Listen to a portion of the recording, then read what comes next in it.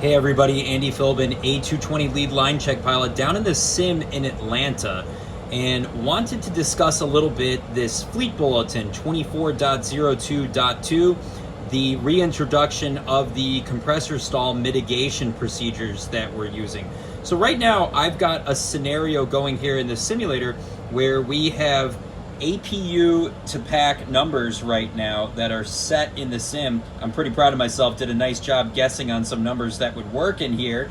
And right now we see the APU is supplying bleed air to the packs, right? So we do see two green flow lines, but they're not green flow lines in the right place for the purpose of verification of a load on these engines to bring the throttles off idle without waiting for 5 minutes.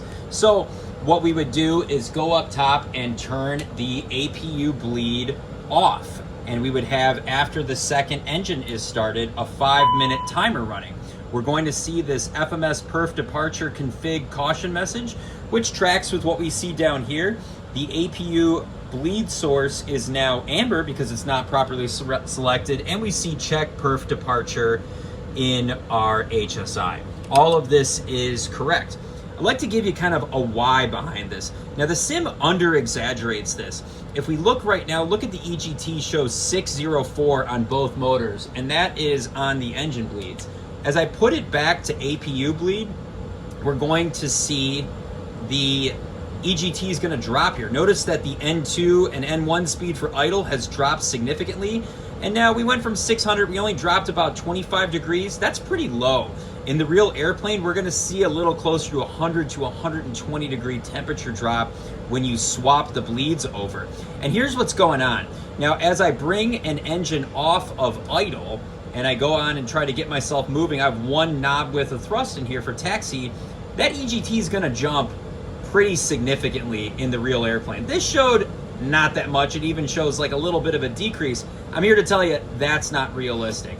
What happens in the real airplane is we're going to have a pretty decent jump in EGT as we come off of idle. And with that significant jump off idle in EGT, the airplane has a 5-minute timer going, and your FADEC, as it senses, like, wow, okay, we see this massive spike in EGT in this first 5 minutes here. This thing is clearly running away, and it causes an off-idle stall and shuts the engine down.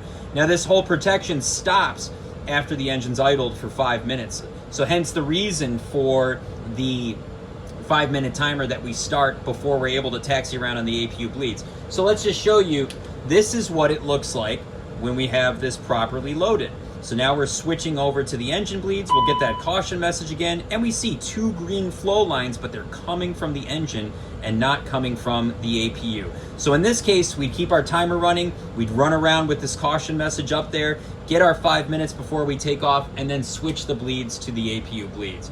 Now, another scenario that we could possibly have is a single pack scenario. And with this, here's what our bleed situation would look like. We're going to have the left pack failed here. So left pack is selected off. Now in this scenario, I could taxi around on the right engine off idle because it's fully loaded. We see the green flow line coming from the engine.